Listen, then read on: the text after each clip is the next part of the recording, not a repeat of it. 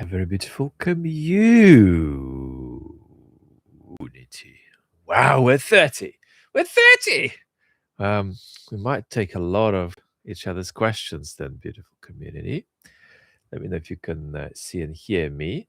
I'm actually going to do compromise today. We're not going to take questions left in advance because I'm going to stay with the live chat, but I'm going to do a single sentence on them.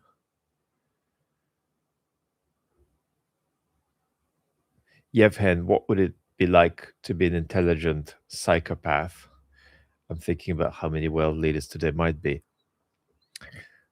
You're thinking, A, about somebody for whom others are very available as objects of use, but not available as objects for whose well-being you might care. That's completely unavailable to you. And then the second thing you might ask is, how did they end up like this? Were they born like this, or were they co-opted into this by a set of experiences?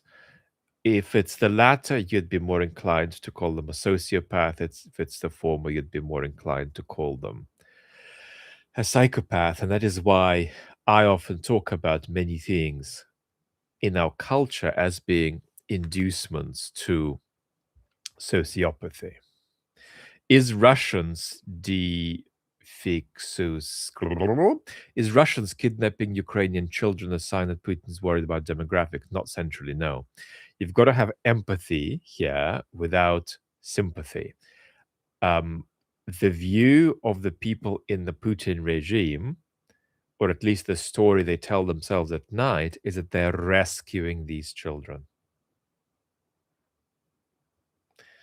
So the easiest way to persuade them to get them back is, funnily enough, at least in sort of conversations folks might have between themselves inside the regime, is to say, well, great, we rescued them, now we can give them back. But you're not going to persuade them that they didn't rescue them. So you've got to understand, when humans do bad stuff, just how much sincerity is going to be there, because humans very rarely do things that they narrate to themselves as being bad things to do.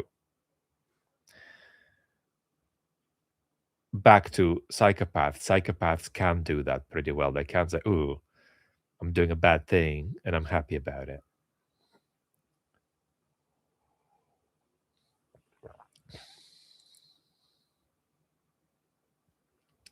Jim, we talk about democratic decline. What's your opinion on socialist principles such as workplace or trade union democracy? So, if you go on Twitter, you're going to have people just quarreling between themselves about different labels. In reality, what you want is actually to have a generous attitude to different traditions in your own culture, right? So to get the kind of politics we want, we need to be able to draw on traditions in our culture that matter to us. These can be socialist or conservative, or liberal, or anarchist up to a very small point. Because anarchism is fundamentally incompatible with the existence of the modern state in which all our political conversations are predicated. So, yeah, of course, you can borrow a lot from socialist ideas to feed into what I would call is the crisis of the dignity of work today. So one of the crises we face is a crisis whereby even if somebody feels they're sort of earning okayish and they're sort of delivering an okayish service, right? So a plumber might feel, look, I'm delivering a good service, and quite frankly, I'm not delighted, but I'm okayish with what I'm earning. And people are very happy because I fix stuff for them and stuff works for them and they're grateful. And so you've got both, somebody with a modicum of satisfaction about their income and with a modicum of satisfaction about the contribution they're making to fixing the problems of others, but still something is missing. What is it that's missing? What's missing is a sense of purpose, about what all of this labor is for in the bigger sense. You know, is it part of some kind of national project whereby we can say, we're on a kind of political journey together? We might disagree, we might conflict, but we share a political community and we're on a political journey together that gives meaning to different things we do, including work. That's a crisis. And of course, we can draw on socialist principles. What I tend to do in the way I speak is draw very little on socialist ideas when I recommend seemingly left-wing positions.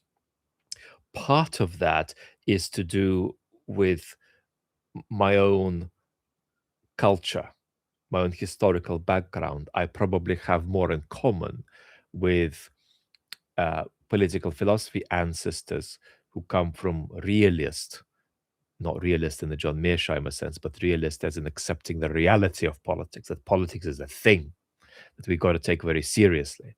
There's a distinctive human activity. I come from traditions that emphasize that, where central figure is, for instance, Machiavelli, but I also come from traditions that you'd call liberal. I would think a lot about a thinker like Hobbes, a thinker like John Stuart Mill. That's why when I speak, you don't hear a lot of socialist intellectual history in the way I recommend positions. It's just not where I come from. And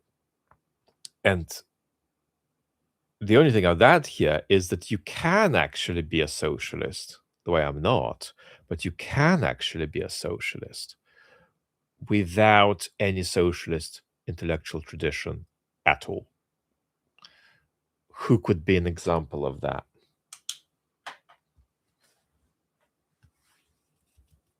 Maybe Orwell. For Orwell, socialism is confronting disadvantage very directly, finding it unacceptable in various kinds of ways, and reacting to that both viscerally and with some political principle. So there can be kind of imminent modes of socialism that don't necessarily need to intersect deeply with socialist tradition.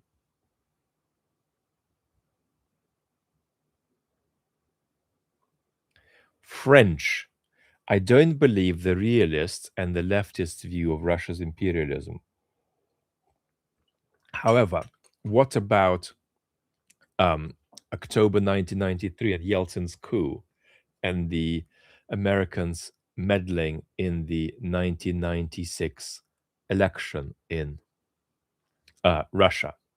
So the first thing I would say is go speak to leftists in Ukraine or leftists in Russia even, or leftists sort of exiled from Russia, leftists in Eastern Europe, in places where people feel the imminent danger of Putin's imperialism. They're going to get it. So it's not true that leftists don't get it. It's true that a disproportionate subset, but far from all, West European and North American leftists don't get it. We made a video about this on the main channel where we had a ping at a few characters like Noam Chomsky on this. But it's very important to say that there's nothing necessary in a left-wing worldview about having extra sympathy for Putin. I think one of the problems we've got is that a lot of our foreign policy debates are, in fact, just domestic culture wars outwardly projected. Right?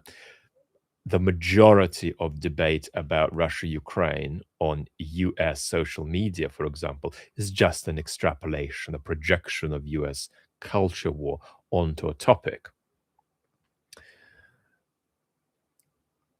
There is then something else, I think, a socialist tendency to start at home that is actually very healthy. It's just a question of where you apply it. But the tendency says, let's look at our problems first. let's critique our own authority first before we go around the world telling other people how to live. And there's a lot to that principle, right? And there's a lot to the shameful disregard of that principle by Western imperialism in recent history. So that's my slight qualification about how lots of leftists are blind and many realists are blind. They're not necessarily blind for the same reasons. Realists are blind because it's very difficult for realists, but again, not all realists, but it's very difficult for realists to grasp, realist international relations, what it means for a war to be started for non-national security reasons. So it's just unmappable onto certain sort of cartoonish pictures of realism you might get in international relations textbook. It's just unmappable what Putin is doing. You can't map either Putin's mysticism onto that picture of how states relate, and you can't map a picture of Putin's obsession with domestic regime security as a cause for war. In terms of 1993 and 1996 in Russia, it's a really good question. What you don't want to do is exaggerate the degree to which the voting itself was fraudulent. What you want to say is that the election was fraudulent at the level of various ways the odds being stacked against the Communist Party.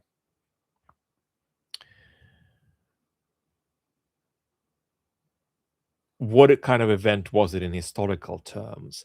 It was an event whereby, very roughly, pro-democratic forces decided to get really undemocratic to keep democracy on the road. They said, well, we're going to experience a democratic defeat here until we asphyxiate paths of fair participation in the election process for the communists. But if we have a fair election here, guys, we're going to lose. And they're going to be in power, and they might not want to have future elections. So shouldn't we cheat a little bit here? Not cheat with the votes, but cheat in terms of, for instance, access to the media and so on. Now, the big lesson from that is that this is generally a very bad idea. It would have been better for Russia to take the L there, from the point of view of these liberal democratic leaning folks who wanted to ensure the communists didn't come to power. It would have been better to take the L and lose. That would have decreased the chances of Putinism happening, wouldn't have eliminated these chances, it would have just decreased them. So what's the lesson for us? We don't do that. We don't do that.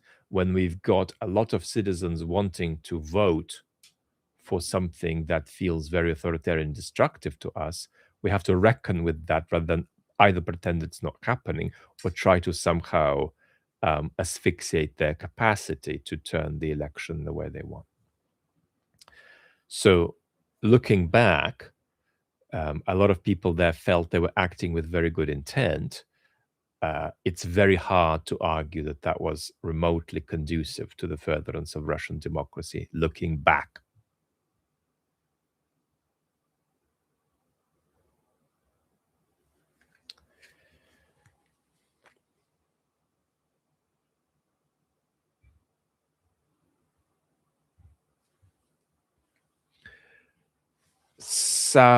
Saunajalu, fellows at Hoover, except Kotkin, seem unable to criticize Trump.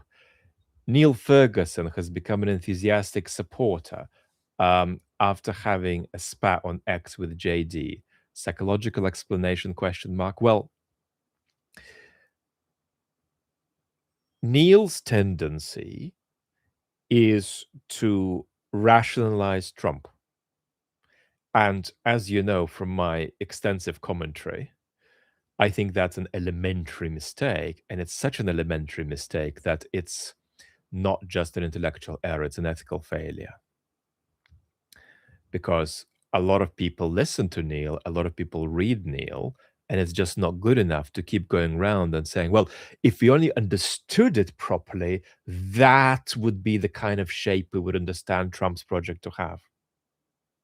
Right? So we've got incapacity, we've got action without strategy for reasons of personality disorder and impulsivity, um, being very unpersuasively boxed into certain conceptions of politics, certain conceptions of foreign policy. And I'm very, very much against it. That's one of the reasons the serendipity of having the mooch on the channel was nice, on the main channel, is that in some ways we're funnily like chalk and cheese, but Mooch, as well as anybody, understands how ludicrous a position that is, to try to rationalize Trump as though beneath the surface of incoherent impulsivity and complete narcissistic,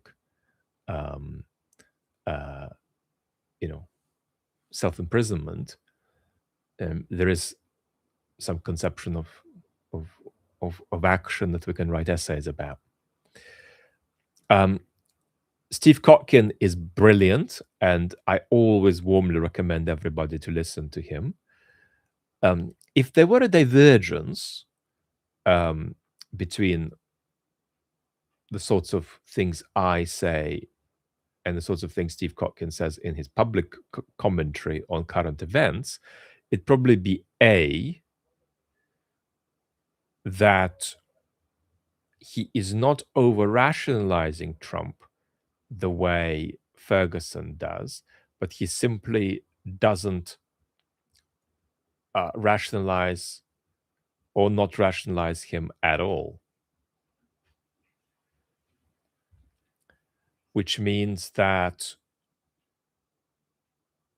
he doesn't give a settled picture of what the hell he thinks Trump is doing, how the hell he thinks Trump functions.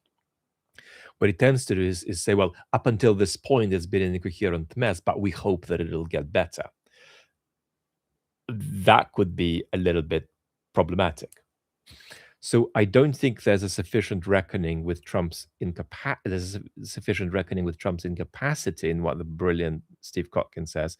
The other thing I think that is missing from Steve's commentary is the notion of irreversible decline. A lot of Steve's commentary about America is as though irreversible decline were not an option for it. And that's to do with an absence of consideration of the social forces, insufficient consideration of social forces that are undermining democracy.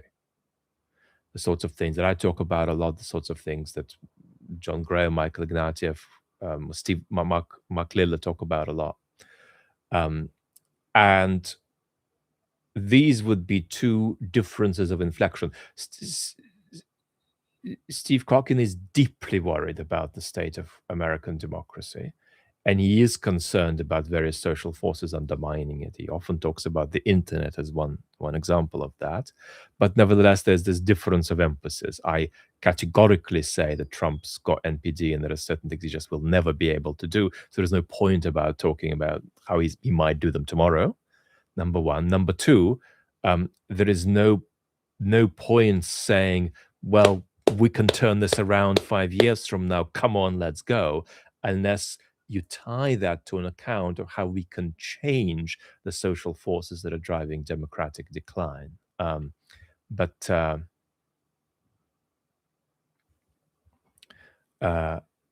Generally, I just think Kotkin is one of the best figures in our information environment, and there is something cleansing about listening to a long conversation with him.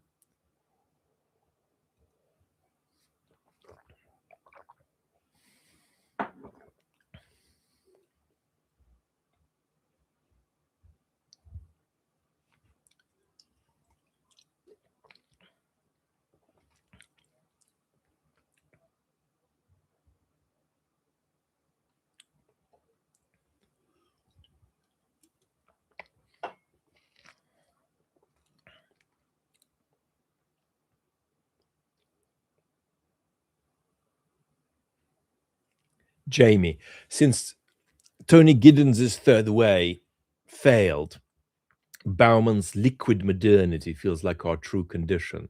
How does your own slow-paced take offer hope for democratic agency from a state of total fluidity? Well, I do think fluidity is a really, really good word, and I'm grateful that more people are using it. I think that it's important that we understand a basic principle when we try to make our democracies better. Because what I'm saying is not, oh, we can't make our democracies better, we can't make them more resilient to authoritarian slide.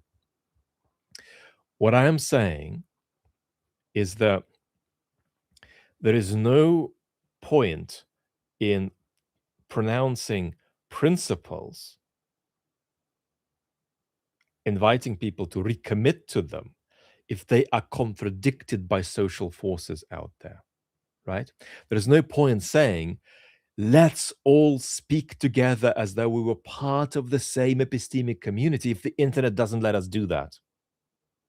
You can say it, but there is no point in saying it because it's an invitation to action or to reflection on action, which is itself part of action, that is incompatible with particular social forces.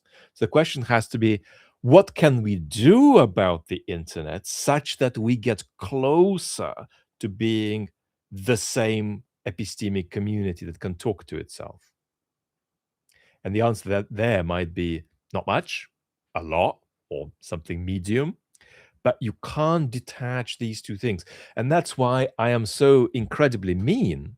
And that's why I get in trouble with the meanness police once a week with my own community, because I get so much correspondence saying, Vlad, I heard Anne Applebaum say that all of these authoritarians are morally disgraceful. So if we get rid of these morally disgraceful people, either by kicking them out of politics or by making them behave better, we're going to be all right. So it's about commitment to decency and integrity and commitment to certain democratic principle. Let's go. Let's do it. We can turn this thing around. No, you can't. There's no point saying, yes, we can, yes, we can, yes, we can cross the Atlantic on this flight if you've got half of the fuel needed to make the flight. You're going to have a big problem halfway through. Best case scenario, quarter way through, you're going to realize you don't have the fuel. You're going to turn back and land safely. So it's about understanding that you change limits by being in an adequate relationship with the reality of the limits. There is no point making pronouncements about where you want the world to go that are detached from an understanding of what transformation various kinds of application of collective willpower, if you like, can make on the social forces that are making the world go away from where your pronouncement wants the world to go. And that's very difficult for a highly intelligent, thoughtful person, because you kind of sit on your couch, you read the news, and you say, well, why can't we just vote better next time? But that's because our discourse tends to make it hard for us to understand roughly sociology, to understand roughly how humans are conditioned by various social forces. Once you understand that, you come to see that you're stuck. Either you change the social forces, or you're basically just, you know, running on the spot with various kinds of pronouncements that could get you a million likes on Twitter, but they're not real. Right? They're going to change the world.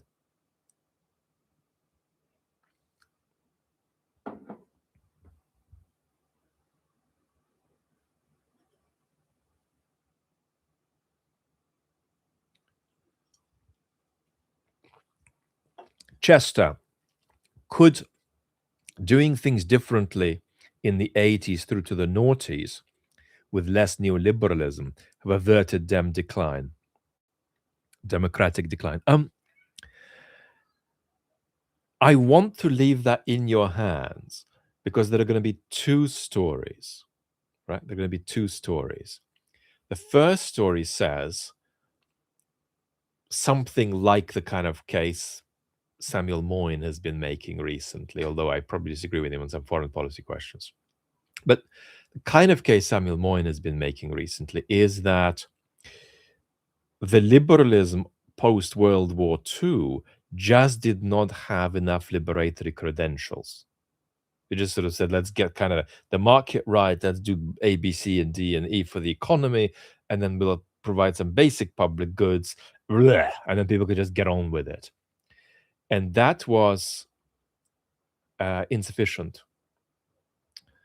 And it created a kind of emaciated politics that, combined with the extraordinary inequality it generated, left us in trouble. So absolutely, a much more ambitious and revolutionary liberalism post-World War II, with the kind of the spirit, if you like, of New Deal liberalism, but applied to contemporary conditions, that could have done a lot to prevent democratic decline. That's one story. The other story is that there's just social forces we can't control. As many of the bits of, Bauman liquidity we mentioned earlier just would have been there anyway. So what I want you to do is, as you think about this, figure out for yourself whether it's 50-50, whether it's 70-30 between these two factors, or 30-70. But the answer is both.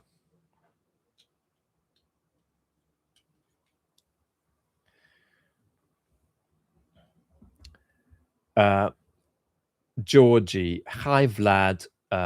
You once mentioned identity politics are necessary, but not in excess. Can you suggest a brief framework to help me form a balanced view on where LGBT rights are appropriate versus problematic?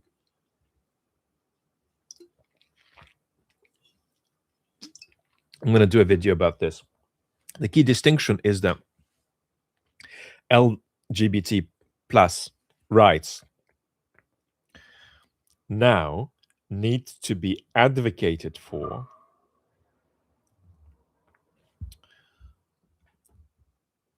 without the reduction of the politics of that advocacy to fundamental moral principle and identity, which means that you take the advocacy for these rights politically seriously, but you don't excessively moralize it and excessively reduce it to identity. And a key practical consequence of that is you accept conflict. The central feature of what has been the downside with LGBT rights advocacy is that it's been advocacy aiming to advance rights in the world without conflict. But this is a world with conflict, right? And so you have to begin recognizing that there are going to be conflicts of rights. And if there are going to be conflicts of rights, you don't reject that, you accept it, but then advocate for your own side in that conflict. And so one of the examples I often give that sends certain online activists into bot and bully mode of a disgraceful kind is that by the 2030s,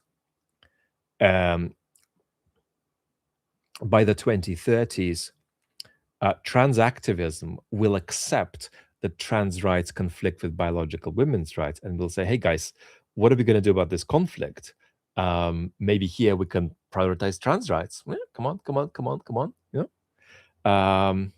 Because the gain to the trans community is going to be great in this dimension. The loss to the rights of biological women in this dimension will be not that big. So it's excellent to prioritize the rights of Group A over the rights of Group B in the case of that particular conflict between these two kinds of rights. In the case of another particular conflict, blah, blah, blah, something else might happen, and so on. So you're gonna understand that you're operating in a pluralistic world of conflict, right?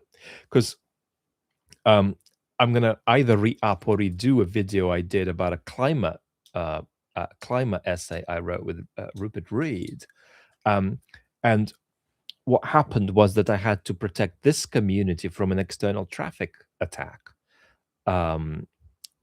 which basically was very, very toxic. And it was toxic centrally in response to this idea that there can be a conflict of rights uh, uh, between various groups in society, and in particular between trans people and biological women's rights. What I said was that in the climate piece is that you don't get to um, take a particular position on trans rights and then hold it as a barrier to entry into climate movements, right?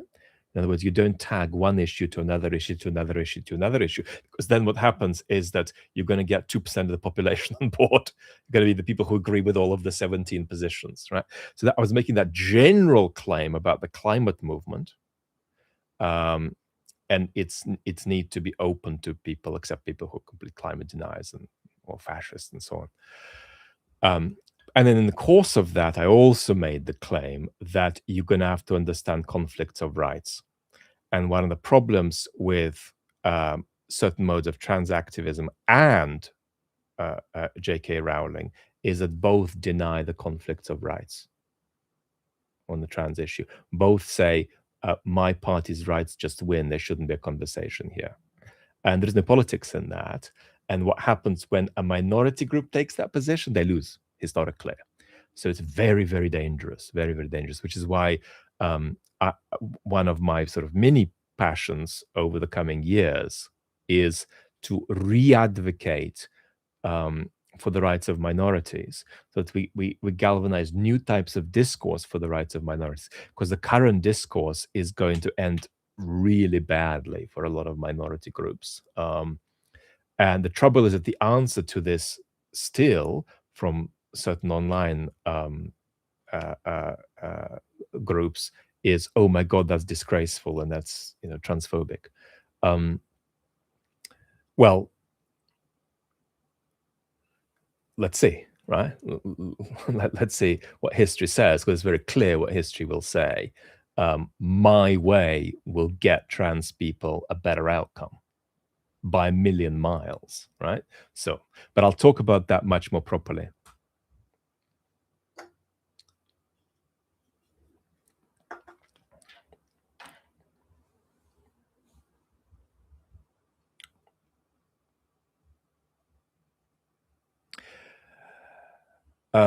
Rachel says biological women is a misnomer. No, because what you want as a trans person is, if you talk about trans women, politically, for trans women to be taken as women in as many respects as possible, right? What then certain biological women's rights advocates might say, well, great, in some respects, in other respects, there's a conflict of rights and we want our side prioritized. So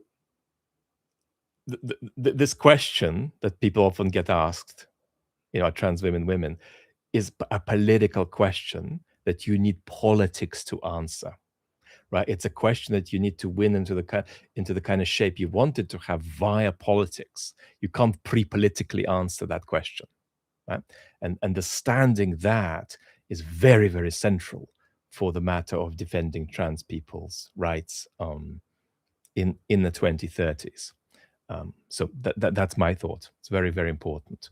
But this is still, unfortunately, the case for most advocacy for disadvantaged groups. It's just not designed for the world in which we find ourselves. So there's a real problem here.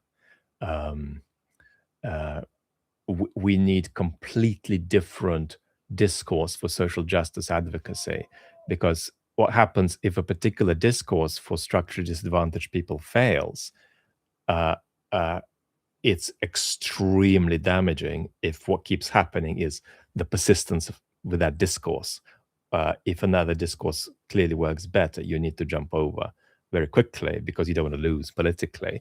And the truth is that there are a lot of dark clouds out there. There's a lot of ugly political movements that want the rights of disadvantaged people to be swept away, and not just not advanced, but actually reversed. So that's very, very important. And a lot of people in the LGBT plus umbrella are very vulnerable. And therefore, putting it very brutally, Trumpian politics is a very direct danger to them. And they need to be properly and efficaciously defended. And we need a proper picture of what works in their defense, right? And what doesn't. Occasionally, Vlad, the rigorist, says, you mentioned scientism as a negative tendency. As a chemistry grad student, I wonder if I'm scientistic. I would love to hear your definition of science. So scientism is very roughly the idea that, and it's one of the most common deformations, it's one of the most common deformations in our culture. It's a very bad deformation. But scientism is basically the idea that you apply scientific methods where they don't apply. So, for example, a scientific claim would be, there's various things we can learn about the brain that are going to be physical correlates to psychological states. A scientistic claim is going to say neuroscience is going to solve moral philosophy problems, which is just a category mistake, right? Or physics will explain why Susan has fallen in love with Barry. What we've got in our culture is a situation whereby a lot of our thinking about the social sciences, in quote marks, and the humanities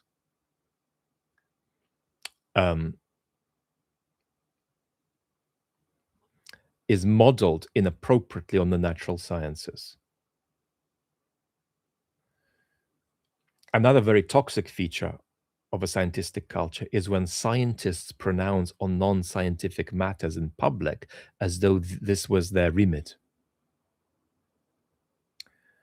So because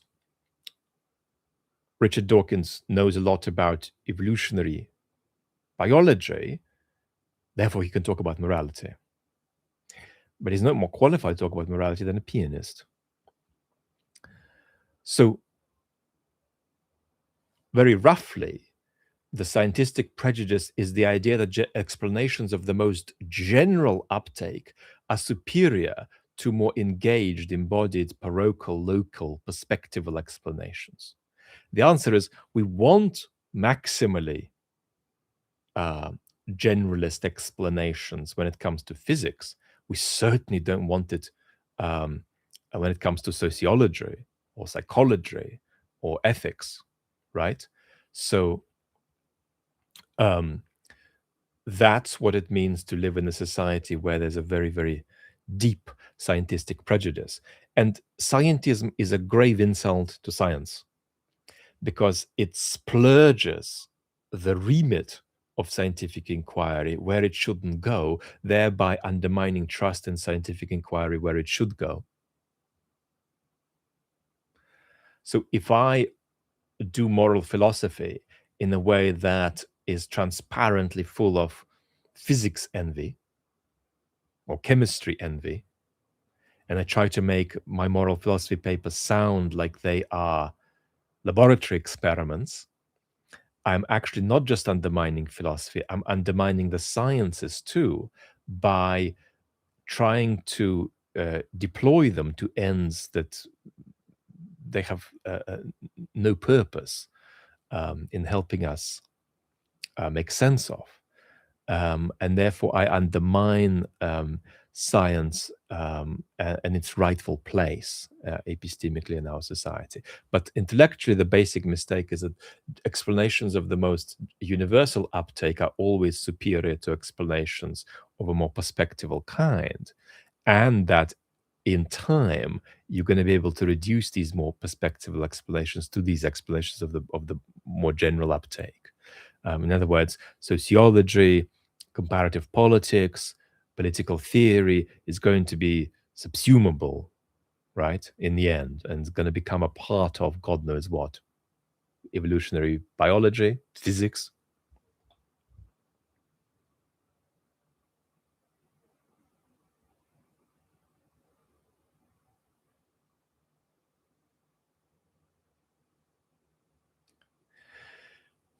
Mario, working in Silicon Valley, I've noticed a rather "I'm prepared to kill you, you're inferior" attitude among younger Israelis and younger Russians.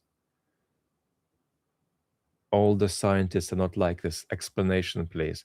I don't get quite what you mean.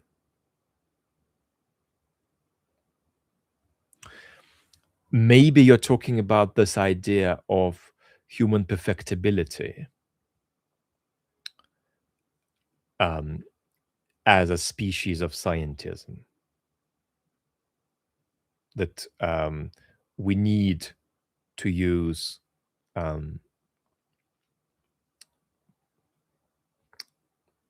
various kinds of technical inquiry to bring it about that we create better humans. So there's various kinds of fantasies of deliverance from history via technological transformation, or by various kinds of optimization that's to do with insights we take from the sciences. Not sure what you're talking about quite, Mario. If you could reframe it, I could try again.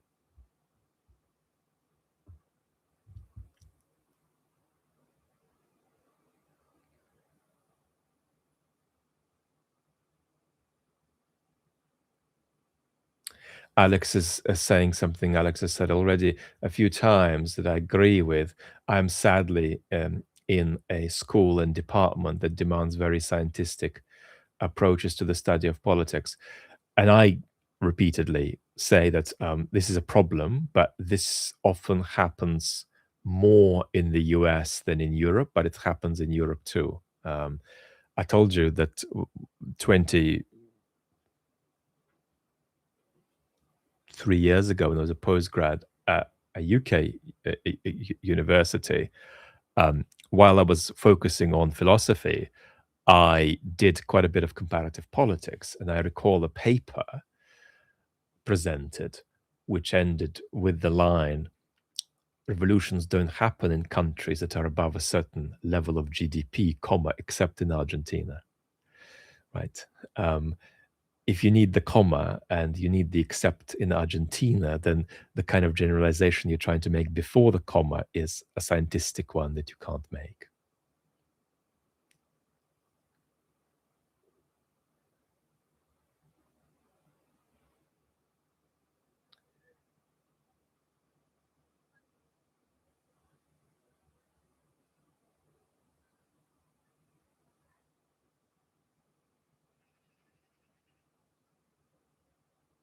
Any comments on Looksmaxxing in our culture among the manosphere?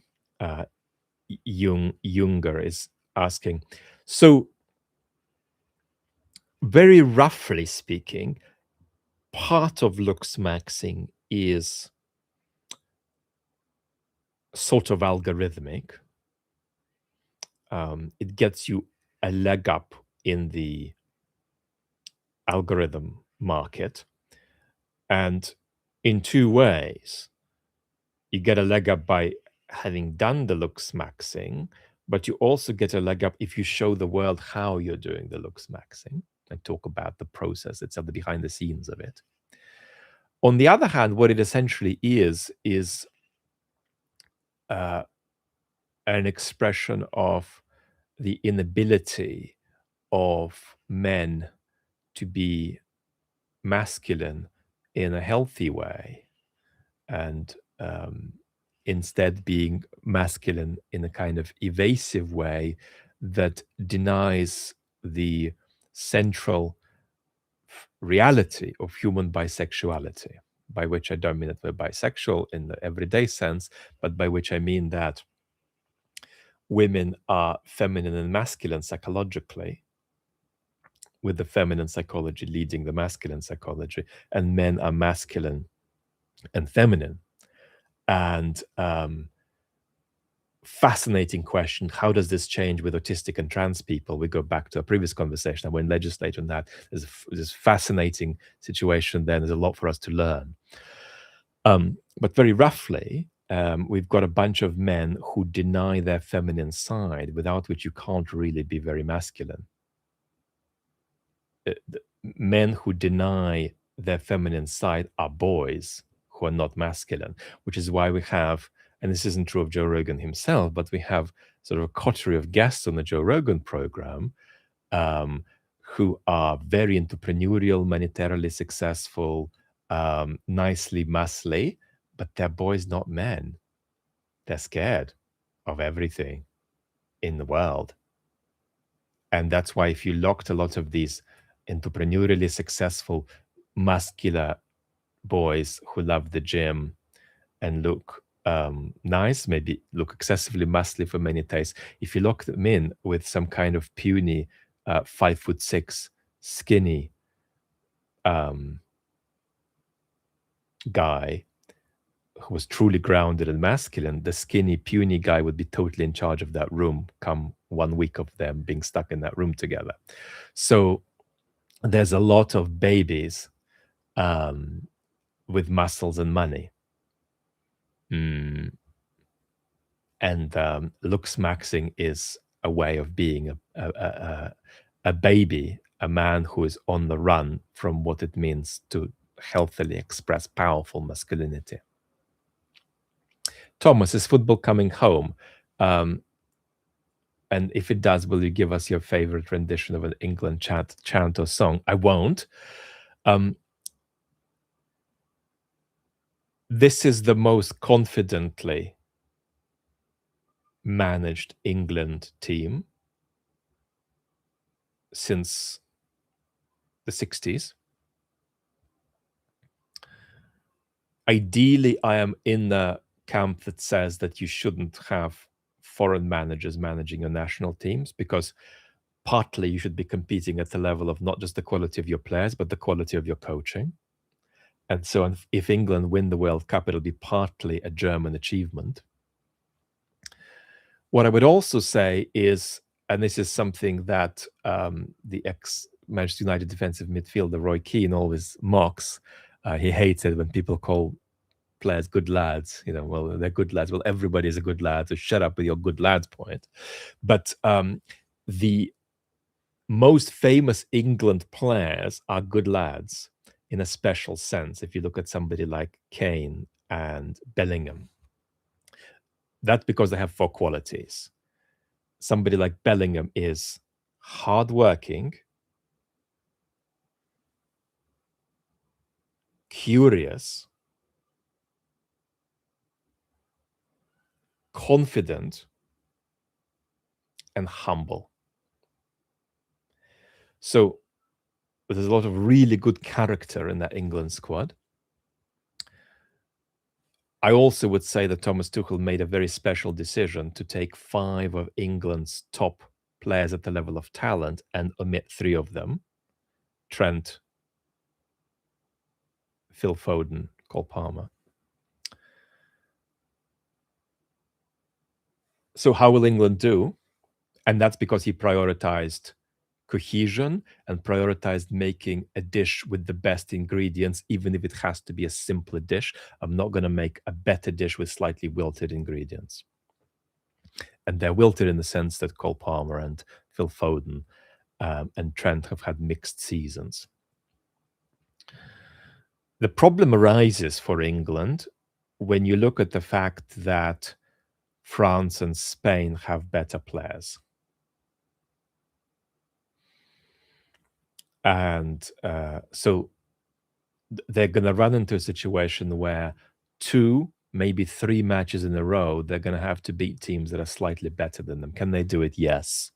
But somebody looking ahead to the competition would still say that other countries are more likely to win. And it's not just that Spain and France are better than England. It's also that it's not obvious that Brazil or Argentina are worse than England. Brazil is in many ways a very unstable team, but they're a team that's going to be very well run at the level of managing all the personalities involved.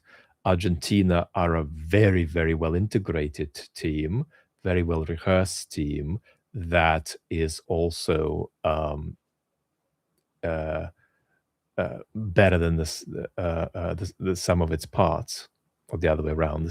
The sum of its parts are better than the parts. So England have got a few teams of equal quality in the competition to them, and they've got a couple of teams that are better than them. So it'll be a surprise if England won, but they could. And that, yeah, I'd like it. It'd be actually not majorly important, but it'd be slightly good for UK democracy actually if England won.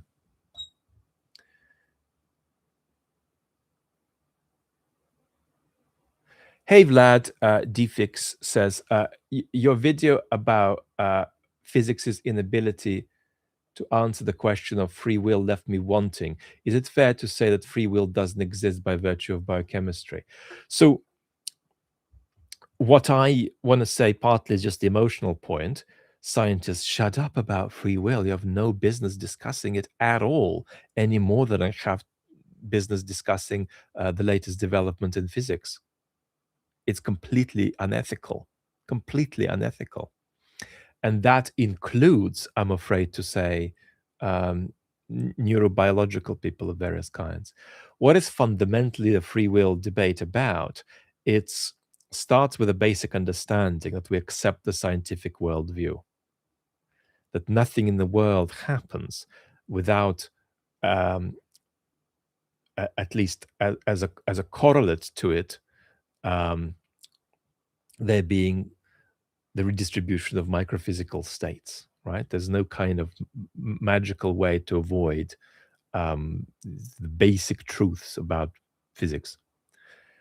So we start with that world. We start with a world which is, if you like, captured by our best naturalistic understanding of ourselves, which is very roughly what physics says in 2026.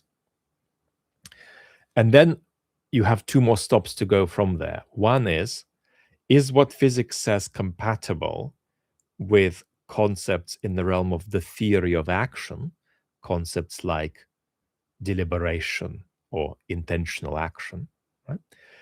That's the first stop. The second stop, is physics compatible with moral concepts like responsibility or even blame?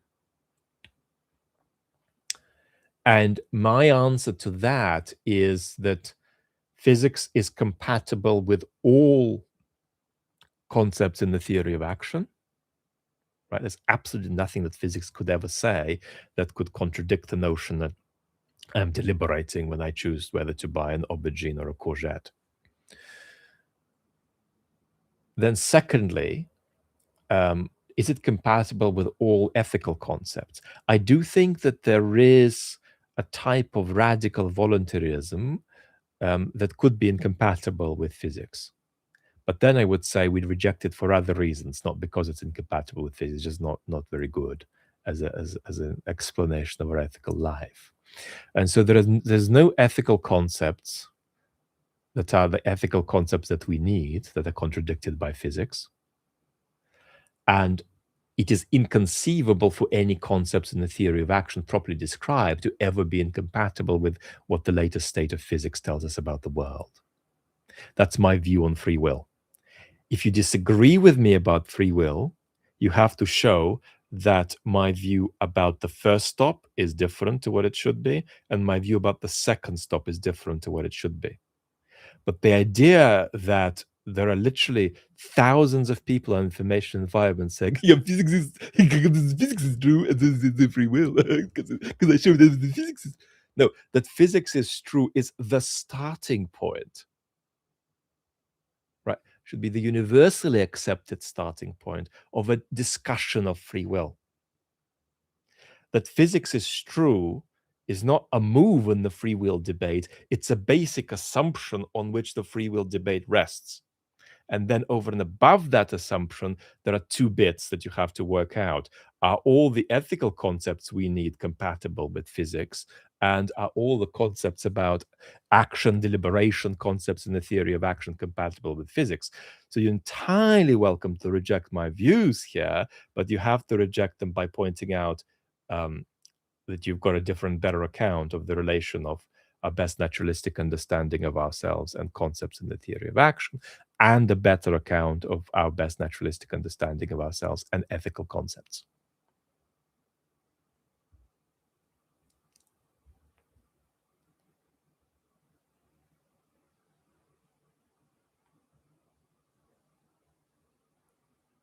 Can what formatively constitutes non-human rights be subjective or debatable?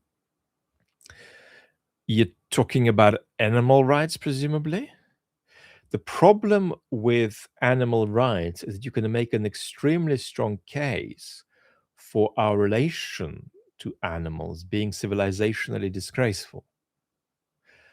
But it's harder to make the case that the responsibilities we have toward animals are to do with rights that they have, because it's hard to talk about notions of rights unless you talk about rights coming with corresponding obligations. So I'm probably going to be skeptical about the idea that animals have rights. But I'm not going to be skeptical about various ways we can, critique our appalling treatment of animals.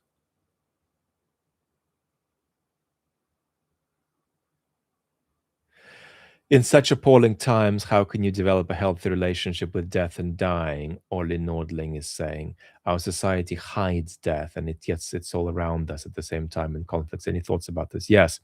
The best way for everybody in this room, 255 of you, to develop a healthy relationship with death is to develop your talent across your lifetime, is to pick out what you're really good at and what you also love doing, and to keep doing it and to keep getting better at it. That is the thing that will best in the modern world, where society is not going to fix these things for you. You're all alone on this, right? Society is not going to solve your relationship with death the way it could 100 years ago. You're all alone here. And the way you centrally fix it is by closeness to things you love that is conducive to growth. And another way of putting it is the cultivation of your talent across your life. What's your opinion on Destiny? I don't have an opinion of Destiny. I've watched lots of clips of Destiny. I often agree and sometimes disagree with what he says. I don't know anything more. One thing that I did watch a while ago was his debate with Jordan Peterson.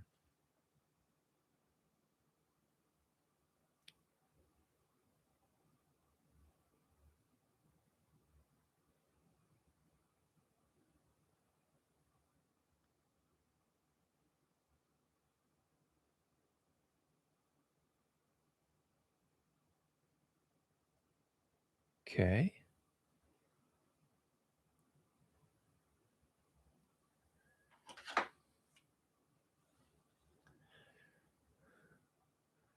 Benjamin, I'd love to see you chat with Destiny.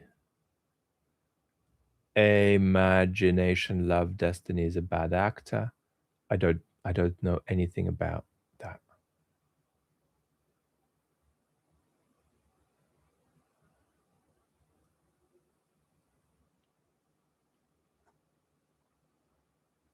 My father, who works at a university in the STEM department, once remarked, the rigorist is saying, that a principal investigator for a lab during a party said that non-STEM disciplines shouldn't be funded by universities.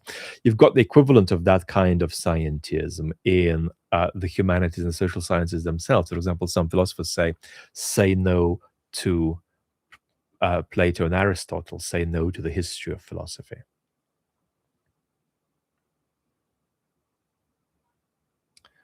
That's another version of the same thing.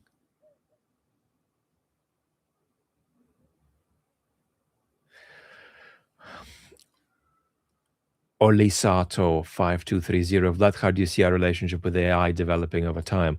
It depends in the big picture scheme of things, on how far we're able to have major powers say to one another, this is a huge threat and a global challenge. We need to cooperate around it, something like the way we cooperate around nuclear weapons. Otherwise, we're going to be screwed. So that's one kind of conversation. Then, in a much more sort of everyday and individual sense, in terms of where we're at today, there's quite a bit to say. One thing that I'm seeing in the way it transforms the way we think is that while social media algorithms dumb us down by polarizing us, AI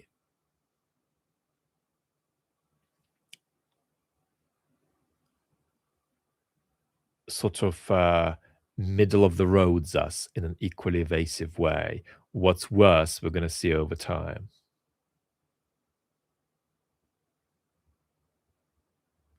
Because on most important questions, if hypothetically you can configure it as two positions being available on them, it's very rarely the case that the right answer is 50% in the middle. But if you talk to Claude or ChatGPT, that's where it tends.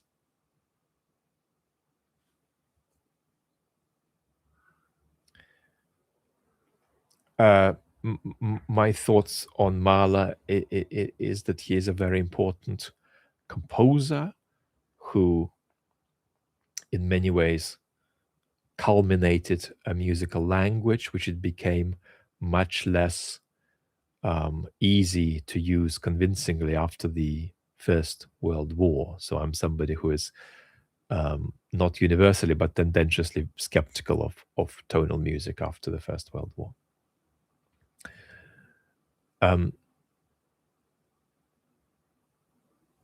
What an in-depth analysis of football. As a teenager, I wanted to be a football coach. I did a tiny bit of coaching. And I sort of live off football knowledge from the 90s, really, because I don't have the time for health reasons to watch full football matches. During the World Cup, I might indulge. I might watch 2 to 3 full football matches. But that's very, very rare for me. But because I have such a strong base of knowledge and instinct, I can sort of keep up with football even by just seeing snippets of it. It's not very adequate, but there we go. If you put a gun to my head and said, Vlad, start a YouTube channel from scratch and grow it, and the only aim that matters here is that you maximally grow it, I'd probably start a football channel. Not that I ever would in real life. It's not a priority for me, but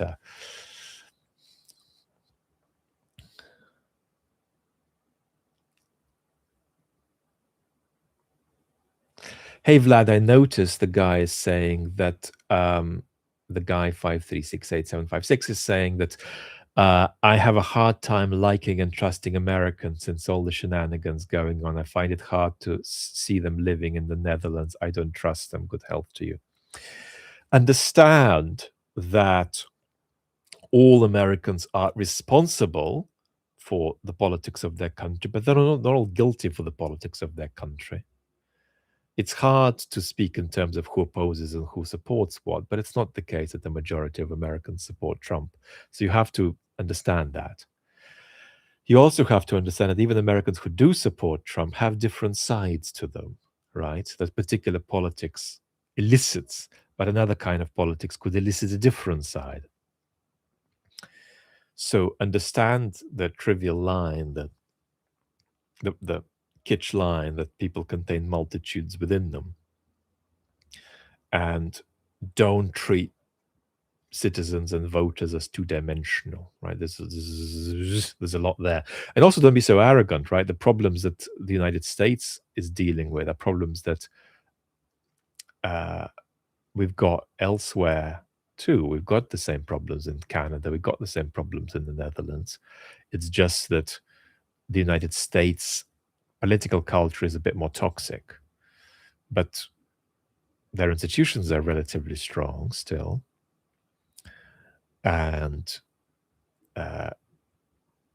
much of what we're seeing is a product of global forces that act on all of us. It's not just Americans being dumb. Even true of Russia's invasion of Ukraine. In many ways, it's a very extreme byproduct of how global forces that impact all societies impact certain societies in a particularly extreme way.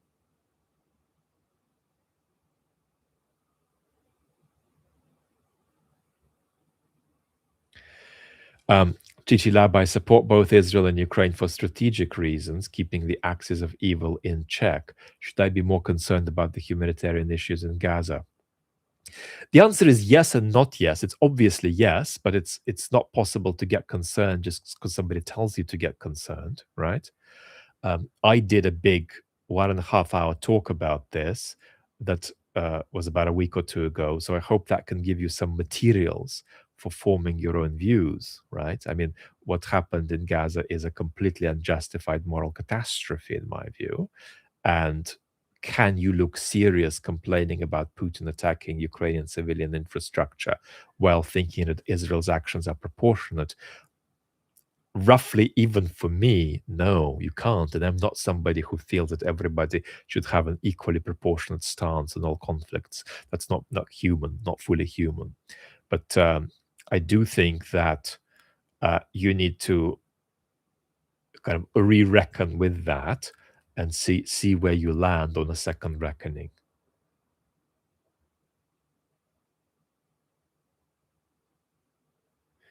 The humanitarian crisis in Gaza is exaggerated, says Al Qudus. This is a lie. This is false.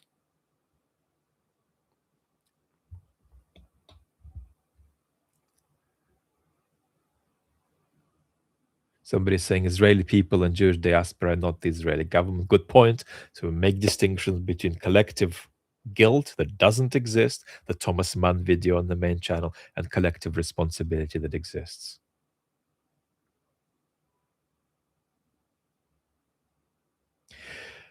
D. Grolin, do you share the American view that roots post-truth in postmodernism? I do not.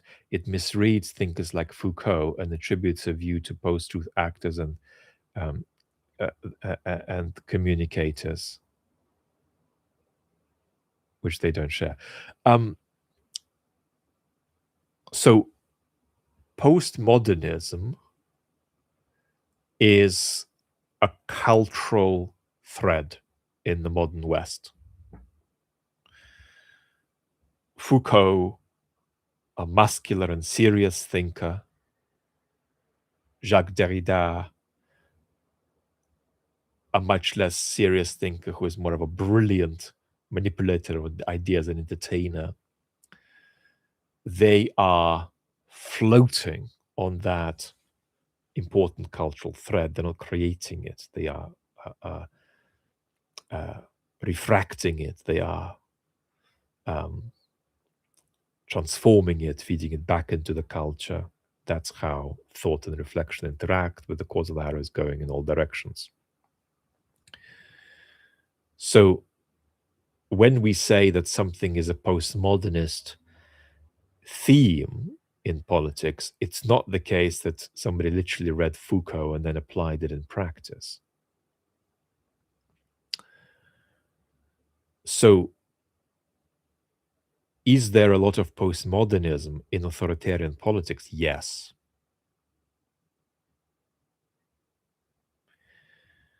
Then the question of what is and what isn't fair toward various kinds of thinkers who are associated with that umbrella is a piecemeal question. So basically what you've got to do is say what a serious thinker Foucault was. You can also say, if you believe it as I do, that Foucault would have to reduce questions of justice and fairness to power relations, the way I think would be inadmissible and would leave you insufficient normative resource for complaint about misuse of power. But that doesn't make him not a serious thinker. Have you followed Sam Harris's commentary on Israel Gaza? Yes, I have. As I say, my biggest divergence from Sam would be on scientism, and in many ways, it is scientism that leads Sam to have views that are not among his strongest, to put it mildly, on Islam. So, even though I regard Sam as a kind of brother in an information environment because he has that responsibility, he says what he thinks in a way that's not conditioned by algorithms. He's remained grounded, which is very rare, and it's like it makes him a bit of a gem in the information environment. But I do regard his commentary on Israel Gaza as being highly distorting of the sorts of balance I would recommend on that issue.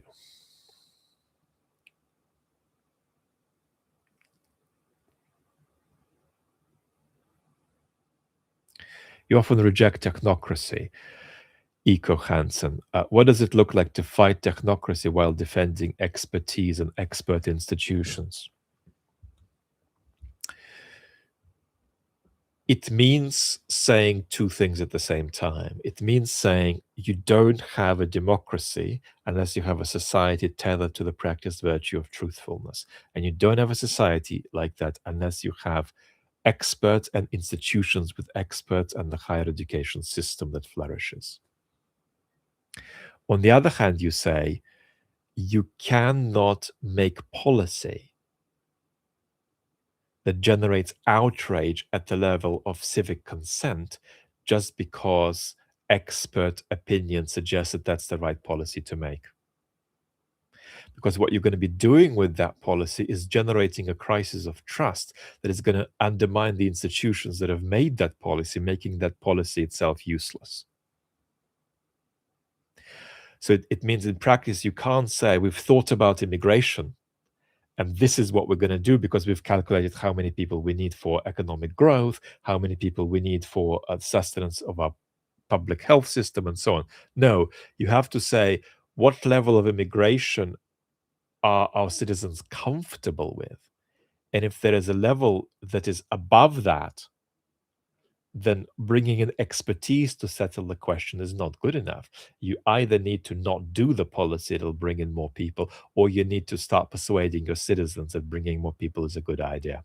So that's how you don't substitute democratic engagement and civic consent for technocratic expertise, while also respecting expertise appropriately as a central bit of democracy.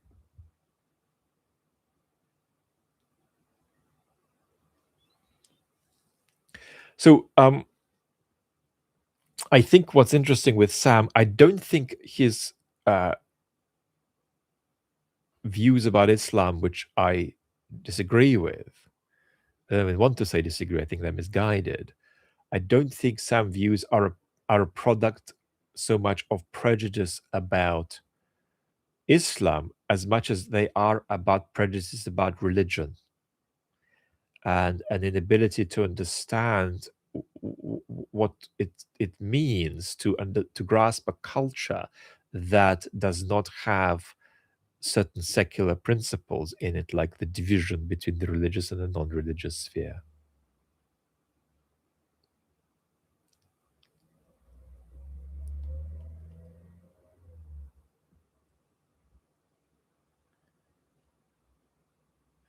STF, EU needing Turkey or Ukraine discussion left me disappointed. Turkey is Russia light, special history, imperial, non-democrat. And so I see a problem here. Our EU thinkers making a mistake. So it's important to take these conversations piecemeal, country by country. These are very difficult conversations because they entail loss each way.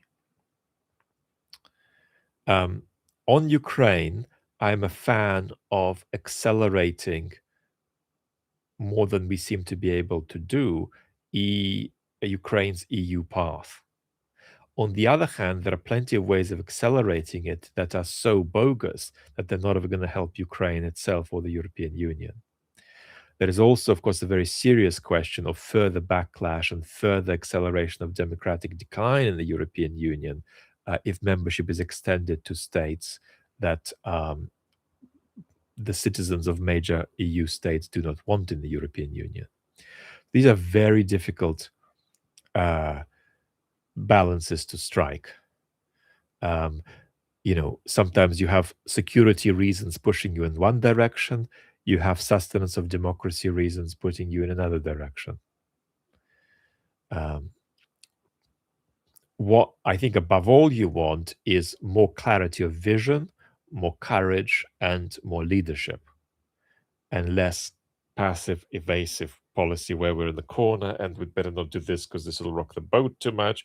The problem with that is that the boat's going to rock as badly as with any other scenario if you just meekly hide in the corner.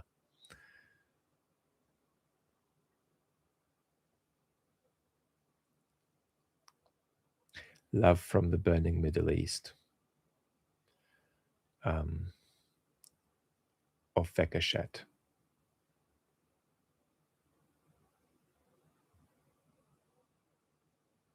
How do we balance respect for the nation with respect for humanity, Bryan says. I think that respect for humanity is not a political category, I'm afraid. It's an ethical category, but it's not a political category. So there is no politics in cosmopolitanism.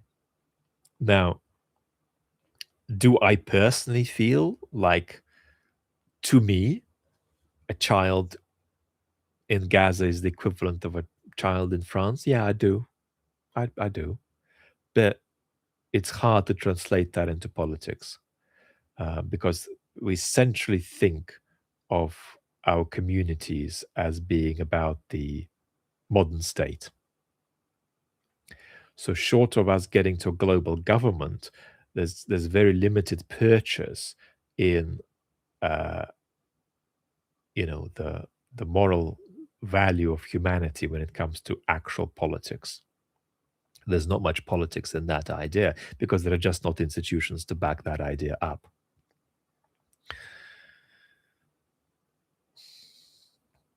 Could a world government ever exist?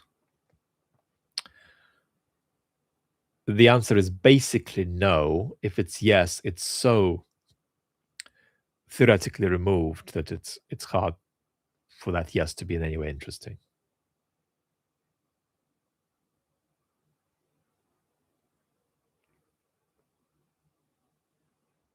Could AI negatively impact our relationship with art? It is not going to negatively impact art production at the highest level. At the lower level, it will impact art production. And it will impact art reception. But what will never happen is that AI will never make art. There's a constitutive impossibility there. It's not a matter of we have to see how it goes. It's a category mistake to think that AI can make art. How do you personally feel about the Russian people? Is there a sense of disappointment in them? No. I don't feel disappointed in anybody.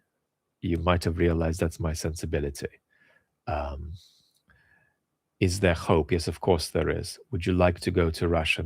No, I wouldn't like to go to Russia. I'd like to go somewhere there. I can't even go across the UK now because of my health.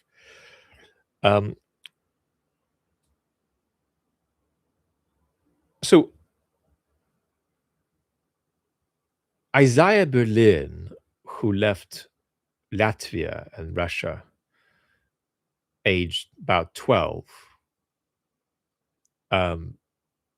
is more Russian than me. Isaiah lived between 1909 and 1997, but he was mainly Western. I left at 9, so the degree to which I'm Russian is quite limited. When I speak Russian to Russians, I sound like a complete alien. I sound like AI when I speak Russian because I'm so culturally alien. Basically, who I am psychologically at core is Western to the degree to which, even if I can get away sounding like a native for a bit, because I do have an accent in Russian, and I'm not great. I'm not as anywhere near as free speaking Russian as I am English, obviously. Um, I sound like kind of disembodied intelligence. People think, what on earth what kind of country is that person from? Um, now, clearly, I am going to be Russian in some respects. But you've got to be careful about that. I mean, I get only very rarely, literally twice a year, a message from some Ukrainian person in the West saying, "Oh, Vlad, you're only saying opinion X because you are Russian. You're saying opinion X like the opinion that a lot of arguments for Russia's breakup are poorly sustained. I actually think there are other opinions for Russia's breakup that are well sustained. But the conventional opinions arguing for Russia's breakup as a high likelihood are wrong. Others are not wrong. They're often underemphasized, and I discussed that in the main channel video. But once or twice a year, somebody could write to me and say, "Hey, Vlad, I reckon you're taking a pro-Russian stance because you're pro-Russian." Psychologically, I'm far more removed from Russians than Western Ukrainians are. Western Ukrainians are much more culturally proximate to Russians than I am. And so often that's a ludicrous kind of self-own when people who are Ukrainian tell me that I think something because I'm Russian. Well, dude, you're not Russian. You're different to Russians because Ukraine is not Russia, but you're psychologically more proximate to them tenfold relative to a French or a British or a German person. So just check how self-owningly ludicrous what you're saying is. And I must say that interestingly, I get nearly exclusively positive feedback from Ukrainians. I get more negative feedback from Russians, but also feedback from Russians is incredibly positive. I think it's only positive like that because we just have a small number of each. We have probably double the Ukrainians than we do Russians, but we have a small number of each in the community. And it's just not very heated because I mainly address a Western audience. Well, I exclusively address a Western audience. But having said all this, am I going to be Russian in some respects? Yes. Is being Russian going to structure who I am in some respects? Yes. But it's going to be minor. So when I think of Russians, I overwhelmingly am not thinking of them as an us, as something that I belong to. But is it a bit something that I belong to? Yes. So am I responsible in virtue of me being a bit Russian for Russia's invasion of Ukraine? Yes. But it's tiny compared to my responsibility for things the British government does. Right? It's like 2% of my responsibility for Iraq. So we don't need to be either or here, but it's a minority sport. My Russian,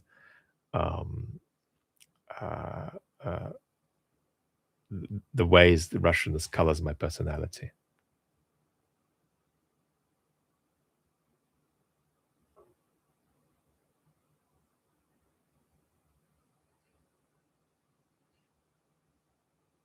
Does Israel have a better chance of pivoting away from authoritarianism than the US? The biggest argument for why the answer there might be no is because Israel's democracy is more fragile than US democracy. For institutional reasons, US institutions are more complex and resilient. It takes much more to break US democracy. Vlad, did you enjoy a concert recently, Emma? Yes, I went to see Paul Lewis play Mozart and Poulenc recently at the Wigmore Hall. That must have been about a month or two ago. And that was an incredibly special experience for me because I've admired Paul's evolution as a musician for a long time. Paul is also a very beautiful friend. And it was magical to get there. And because of how sick I've been recently, the contact, especially with Mozart, was just incredibly essential for me. My next concert that I've got a 30% success rate of getting to concerts because it's hard for me to be in a vehicle, and I'm not even fully wheelchair bound because I can only be limited amount of time in the wheelchair. But my next concert is Imogen Cooper, who will play all of Schubert's impromptus, and I don't know if I'll be able to get to that, but I'm going to try. And Imogen, of course, is stopping very soon, and so it's going to be incredibly special to get there.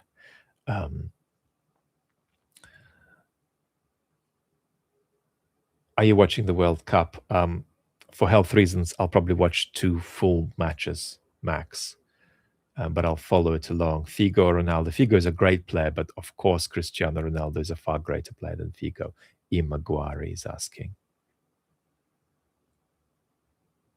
Does Mr. Putin care about Russia? Martin is asking, I think that Putin doesn't care about Russian people.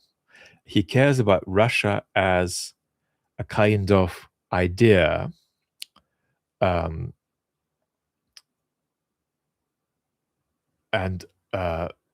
Russia is a sort of a platform traveling through history for him. But Russian people are just pawns that fill in that platform that itself is magical and matters a lot, but they can go screw themselves as far as he's concerned. So he has a very sociopathic indifference to Russians. So when, for instance, people bring him bad news about the economy, one of the factors that won't worry him much is the predicament of the Russian people. He'll just say, well, are they going to endanger my power? If they're not, screw them. So he cares about what he takes Russia's historical destiny to be, because he basically no longer distinguishes between himself and that. He has kind of, in a Wagnerian way, merged, right? There's this Wagnerian idea of the fate of a culture being tied to the will of a single individual. That's one of the reasons why some people have an issue with Wagner ethically. And Putin thinks like that about Russia. But that doesn't translate into actually caring about Russian people. The way, for better or worse, the stuck and non-efficacious but responsible Prime Minister I have, Keir Starmer. Keir Starmer genuinely cares about Brits. He really cares, right? Putin couldn't give a hoot.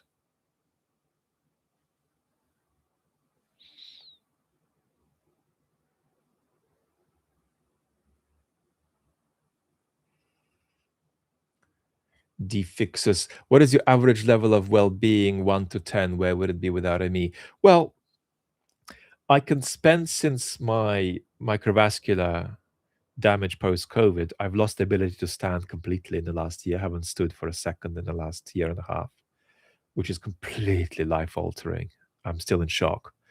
I have some sustainability in the wheelchair. I can be longer in the wheelchair, an hour or 2 a day on a good day, less on others, half an hour, 15 minutes on a less good day, and none on a really bad day. And I work 1 or 2 hours a day from bed. So if I were well, I could work 16 hours a day while walking around and running around. So, of course, a world of difference.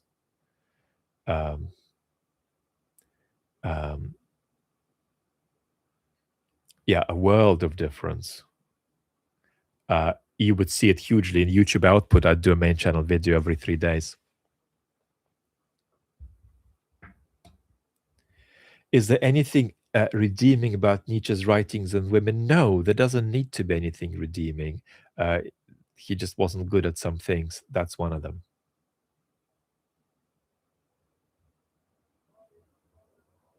And you can cut him a break, being the greatest moral philosopher of the past 200 years. He can get away with saying dumb shit.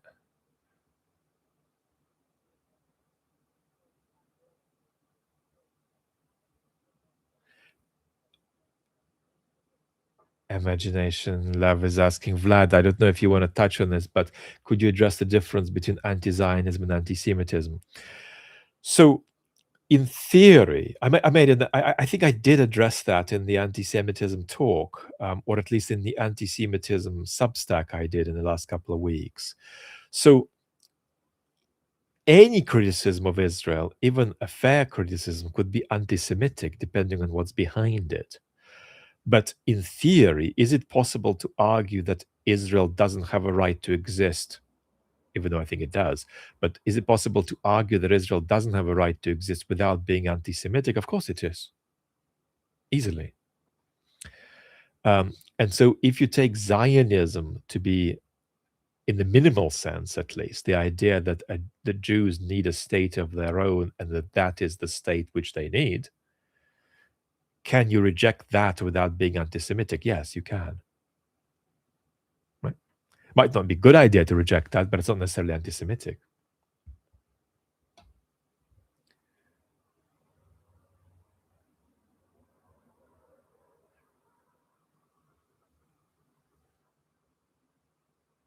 Rasmus Tobias Olsen says, Vlad, admire your strength and wisdom. Listen to you often. I'm very grateful that you love and tolerate me.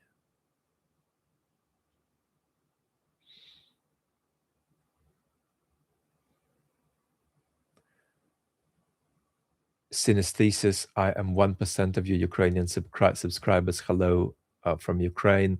Hello back to you. And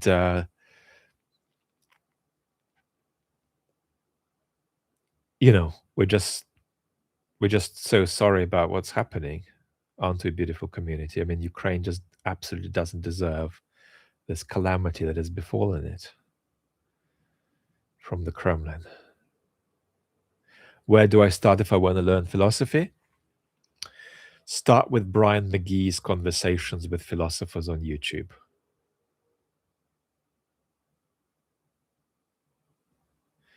Hey Vlad, could you elaborate how one can grow confidence in oneself as an adult? I made a video on confidence, Amoricat, on the philosophy channel. If you haven't found it, check it out. And how does neurodiversity impact it? Hugely, hugely. Because it's a big part of neurodiversity that A, you have criticism dysphoria, and B, that you are treated badly and meanly as a child. It's a bit better now, but still very bad because nobody understands you, right? So people try to put you into a neurotypical box when you're a 7-year-old person with ADHD or autism or ADHD. You don't fit in it, and people tell you that it's wrong, that you're wrong, that everything about you is wrong. And it feels absolutely terrible. So being confident as a neurodiverse person is often 10x harder than being confident as a neurotypical person, of course.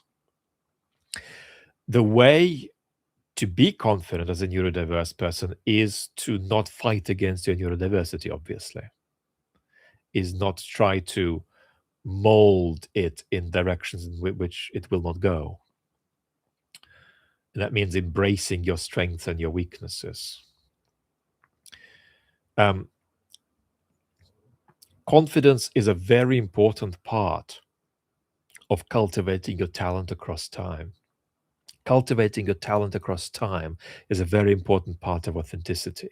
Authenticity is a very important part of having an adequate relationship with death.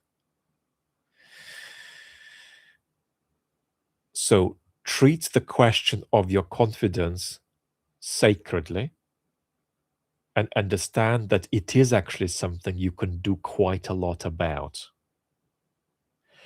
One thing I'll say now is that confidence has a special relationship to truth, to seeing yourself as you are, but not worse and not better than you are. A second thing I will say is that it's important that confidence has a special relationship with being external, with thinking a lot about other people and their welfare and their well-being and what things are like for that, and holding other people, right? So looking out onto the world, holding the world also, of course, is a healthy way of avoiding various kinds of neurotic ways of undermining your confidence. Also, it's harder for women still in our culture than for men to be confident, even though men are struggling so much in our culture and we've got a crisis of men. But check out the Philosophy Channel video on it if you haven't done it already.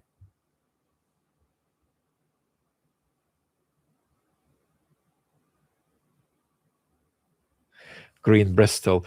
You can also read Bryan Magee's books on philosophy. Watching his interviews from the 70s on TV made me study at university.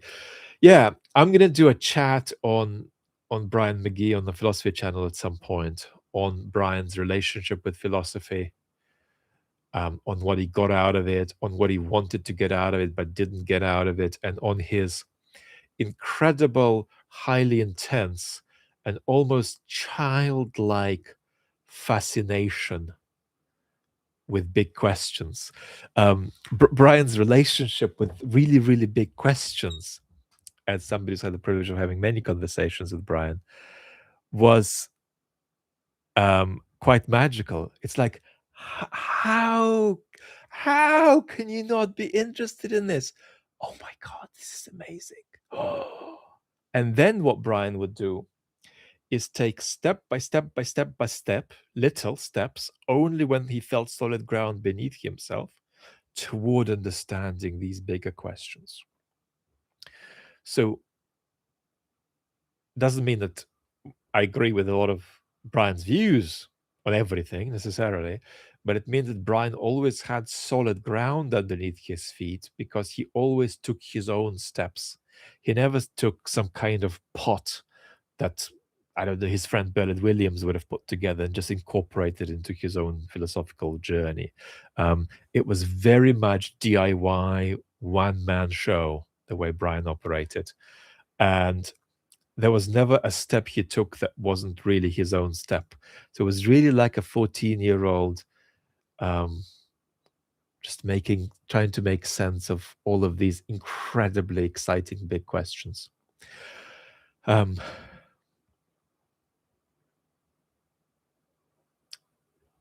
say more. I'll say more about Bryan. One of the other things that Bryan was very confident in until his death in 2019 or so is he was confident, and he and I discussed algorithms actually, but we didn't discuss them at the stage where they're at now, right? 2026 is very different to 2010s.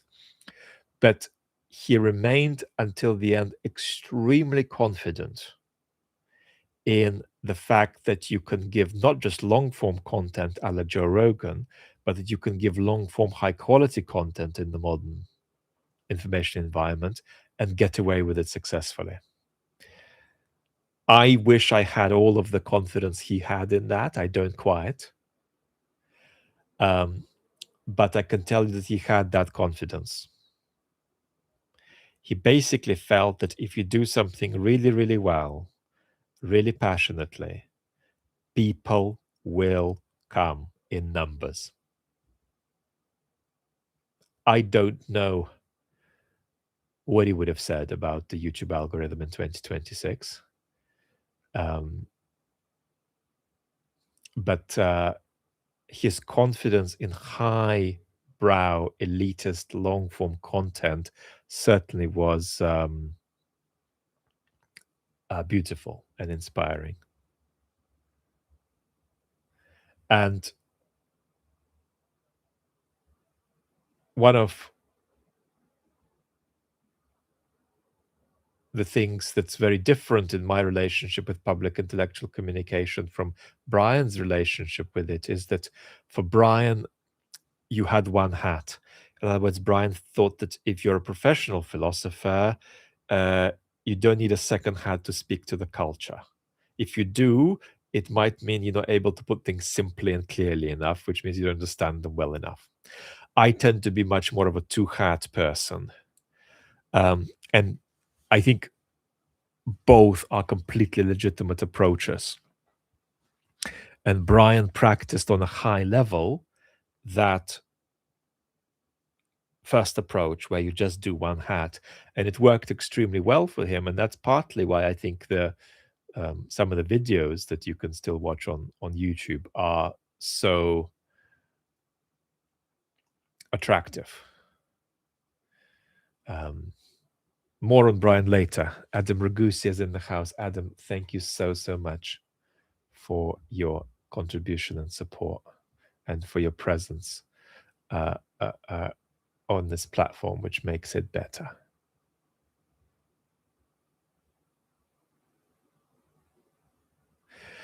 How does taking responsibility for the actions of one's country extend to taking responsibility for former generations?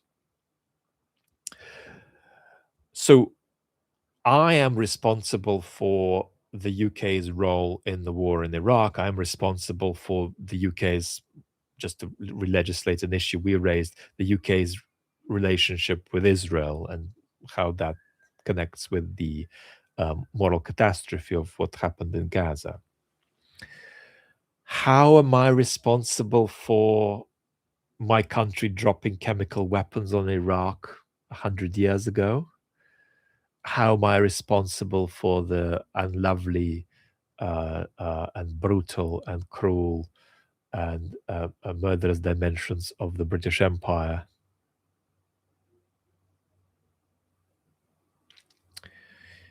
I am responsible. The main way I'm responsible is not that in political terms today, in the form of some kind of tax, I owe fellow citizens who were victims of the British Empire, whose ancestors were victims of the British Empire, some compensation. What it rather requires of me is that I have an adequate relationship with Britain's imperial past. That I don't, for instance, reproduce some of the inappropriate prejudices attached to it, or that I don't unconstructively fail to replace Britain's imperial identity with something different and constructive and so on. This kind of legacy is important. I mean, somebody asked me about football a while ago, and I gave an answer about the English national team. One of the things that was a huge problem for the English national team, and everybody from Keegan to Hoddle to Capello to Ericsson, was confidence. And what it means for Britain to be confident in a post-imperial age is not the main part of that lack of confidence. There's other factors playing a role into explaining why at Euro 2004 the England team wasn't confident. But that post-imperial vacuity was a part of it. Like how are Brits to be confident in the post-imperial age? That played a small role in even football, the lack of confidence. And what you've got now, I think, nearly for the first time, and Gareth Southgate, with a lot of really good leadership skills, helped us move forward in this respect. You've got a football team that now can be confident without an imperial shadow or post-imperial shadow over its relationship with confidence. So how am I responsible? I'm responsible by being in an adequate relationship with seeing all of these things and reacting to all of these things and talking about all of these things, right? It's my job to give it a go, to not get too badly wrong and not be too unserious about the different legacies of the empire that are still with us now. That's the structure of the answer, at least.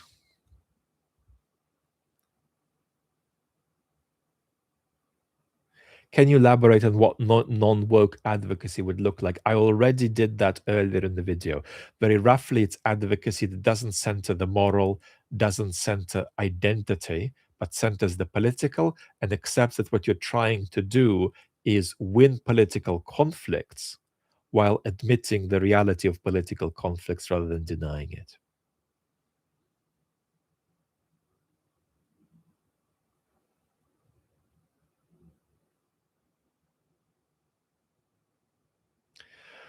What's the likelihood that Russia retaliates to Europe with drone attacks in response to the kidnapped oil tankers? Not high. What's the likelihood that Russia will dramatize its hybrid war on Europe? 100%.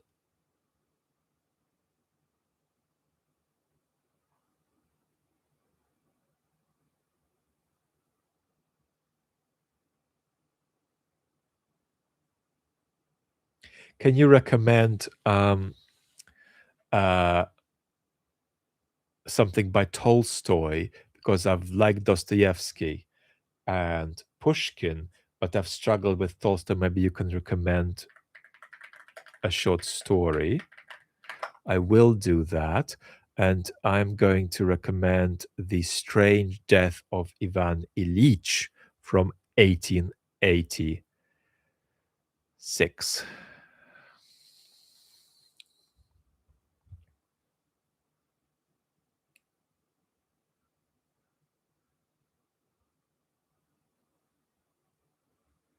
As an introvert, how should I go about being more social? I've noticed, for example, I've enjoyed book clubs and hiking more, while if I'm tagging along with more social friends, I find uh, that I fumble the small talk. Um, don't make yourself carry weight that is more than weight you can comfortably hold. So, for instance, I have introverted features in the sense that I'm happy to be alone for a whole year. I mean, I socialize extremely rarely now for health reasons. Um, but I am an extrovert in the sense that, apart from the health reasons, psychologically, socializing does not drain me. And generally, I like people. Um, I don't like people in the sense that I think everybody is brilliant and wonderful. I like people whether they're brilliant or wonderful or not. So I'm very much a people person. I like people. I like humans as they are. But many introverts feel weighed down by a certain dose of socializing. So understand that, right? And don't force a higher dose on you than is necessary. Um, don't beat yourself up. You must have a non persecutory relationship with exposing yourself to social life. Of course, absolutely make sure that you understand whether you're neurodiverse or not, because that's going to hugely impact how drained you are by socialization. Um, find your voice so that you can say, I want that. I love that on balance, even though it's going to be tricky for me. I'm going to take it. Versus, I I don't think I want that, even though it feels correct for me to go to that party because all my friends think I should, but I don't want that, so I'm not going to do it. And be also open to say, as we struggle to in our world, um, I don't feel like doing that. Rather than, oh, I've got some excuse because I've got to go there and do this, right? Just say, I think that's going to be a bit heavy for me. I don't want to do it. So learn to listen to yourself and understand it almost at a bodily level. You're going to get some signals if you listen to yourself about what is an okay dose for you and what isn't, and what is too much. And if there are certain ways in which you recognize yourself to be an introvert, work with that. Don't try to break that. You won't be able to. You're going to be drained by interaction beyond a certain point. And if that's you, understand where that point lies.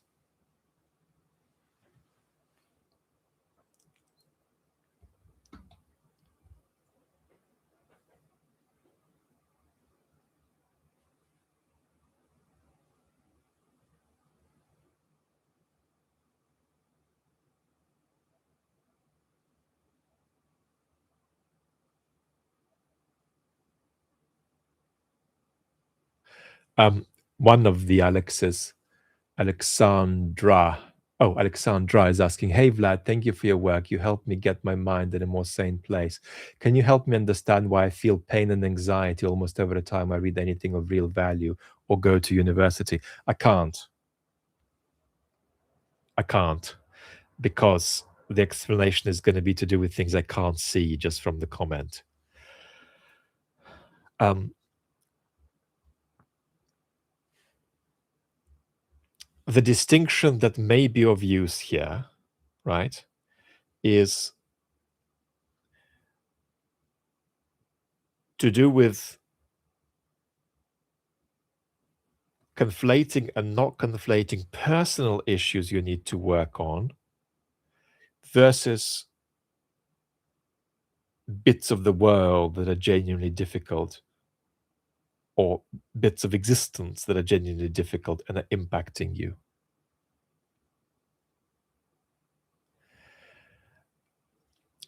So there is the person who says, I'm completely overwhelmed by the state of Western democracies, who can actually be overwhelmed in a healthy way.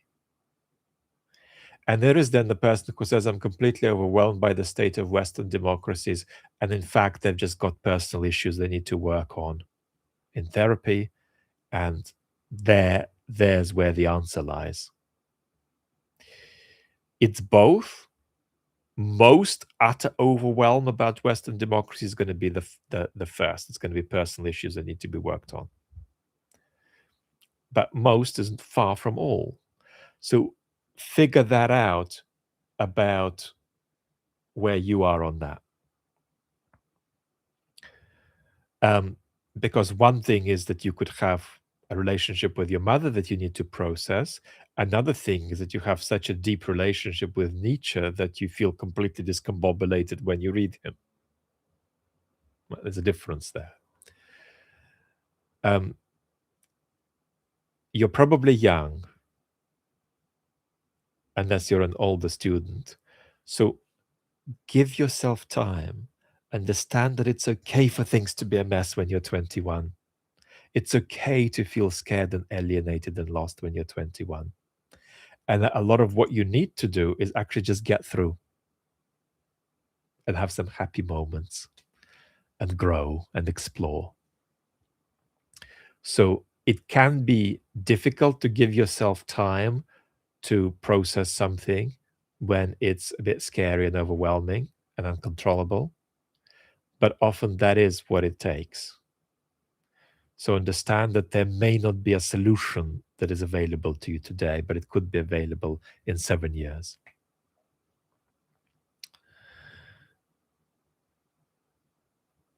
Find ways to constructively and openly and in depth share around the things that are impacting you so much when you engage with them.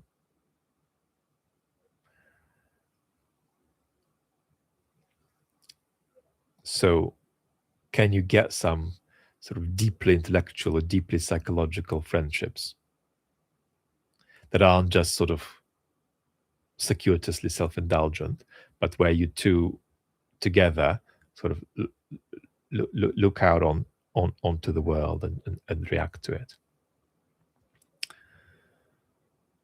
But last remark, whatever you do, don't beat yourself up for finding this scary or difficult.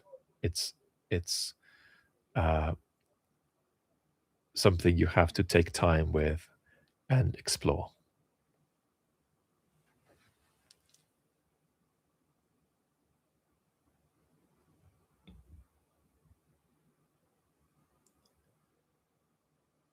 Let's run a little bit more through to 2 hours.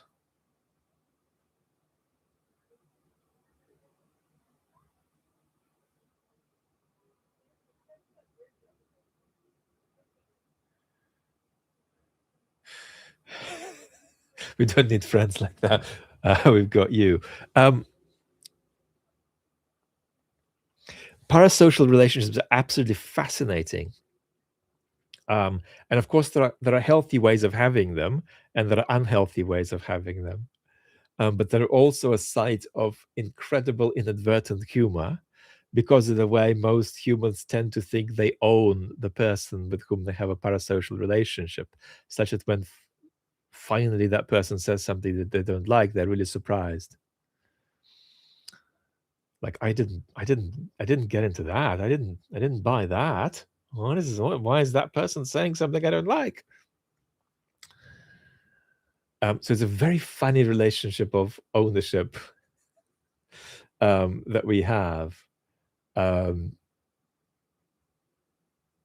um,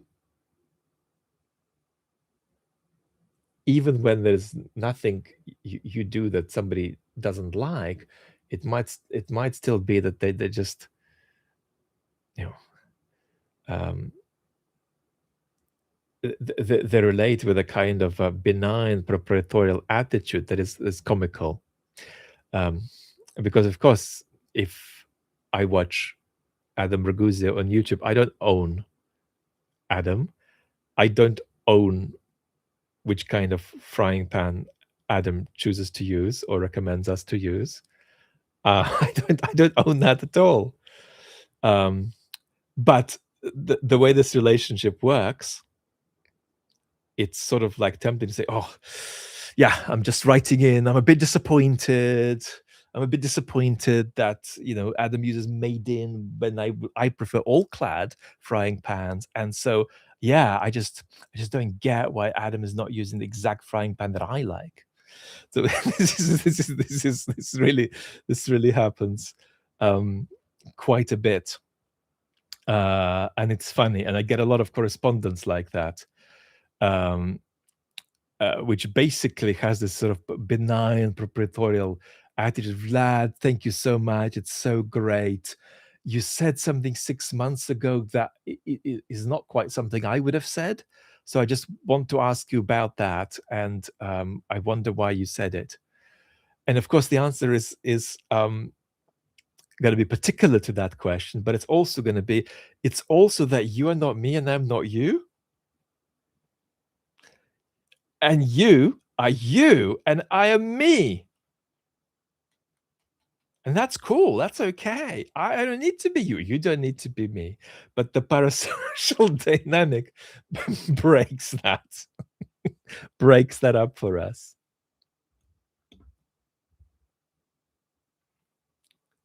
Why do Brits think their government, Mark Fisher, is asking a democracy when in fact has no resemblance to a real one? It's a very good example of what paradigmatically a liberal democracy is. Because liberal democracy is two things. There's this rich sense of a democratic project, and that's about us being in a conflictual discourse about where it is that we are politically and democratically heading. And that could involve conflict about what democracy is. But there's also this very flat idea of what democracy is, and UK would be. Michael says, no, we own your ass, Vlad. So shut up. I apologize. And the other flat idea of democracy is you've basically got power checking power to keep the people free, as Michael Ignatieff says. So you've got counter-majoritarian institutions. Is my judiciary eating up my executive? No. Well, got a bit of democracy here. Are my courts independent? Have my courts just told the government that it was wrong to prescribe, Palestine action? Yeah. So there is competitive inter and intra-institutional conflict. There are elections in which I can vote out one law, get in another law. So in that flat sense, we have a democracy that's at risk, but it is a democracy.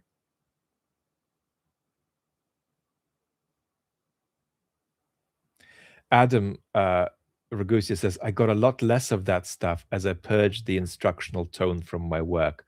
Yeah, very interesting. Very interesting. Very interesting.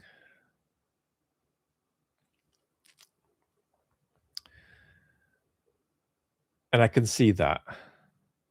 Yeah, I can see that.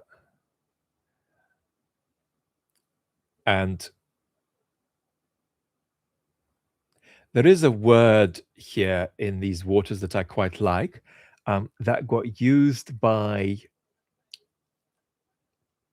a very lovely philosopher who died prematurely, called Martin Hollis. He died about 25 years ago. And he wrote a little book called Invitation to Philosophy, which I thought was disgraceful for his university to not use as the introductory textbook or as an introductory book for undergraduates. Instead, they ended up using a very sort of technical and rather analytical and almost scientific book to introduce people to philosophical skills. And I do think he managed to make that book inviting. And inviting is a very interesting word. It's a word I like because it evokes the idea of welcoming people into something so they can make something of their own out of it. I welcome you into a space while not knowing what kind of relation you're going to form with that space, or even how you'll think about that space, what that space is. And then you might be grateful to me for welcoming you in that way, even though I have absolutely no control over what you make of that space. And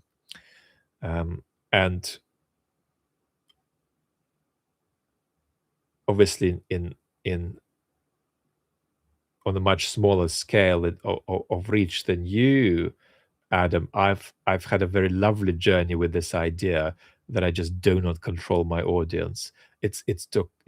I do not control my audience to a comical degree, even though I do actually control my audience quite a lot relative to other channels. Like if I said tomorrow, guys, there is this book, I guarantee you it's a must that you have it. I very rarely do that. If I did that, that would travel quite well, actually, across a very small community, but it would. But even allowing for that, it's remarkable the degree to which one doesn't control one's community. And one also doesn't control how one might have a very positive impact on somebody in a way that's completely different to what one might have expected or intended. And that's, again, back to that difference. Already reading Alexander Lee's Machiavelli. It's a wonderful, highly recommended book. Wonderful book that merges not just a political account, but also cultural milieu and the social conditions of the age. But yeah, you don't control anything. You really serve you serve a dish to somebody, and then they're very, very grateful for the plate you used. And that's had a very positive effect on them. And you have to be open to that. And that goes back to that Bryan Magee 2 hats versus 1 hat. And part of my sense of this 2 hat approach, where talking to the general public is different, is this idea of the uncontrollability of your positive impact on people, negative impact and neutral impact on people. Anyway. All right. We're done 2 hours. I am grateful for that. We did talk football, Echelon. We did talk football. Everybody, thank you very much for being with me. Talk very soon. I've not failed on the idea that the main channel is coming back more regularly. That is going to be happening. That is going to be happening. Just bear with me. All right. Happy Sunday. Lots of love. Catch you later, everybody.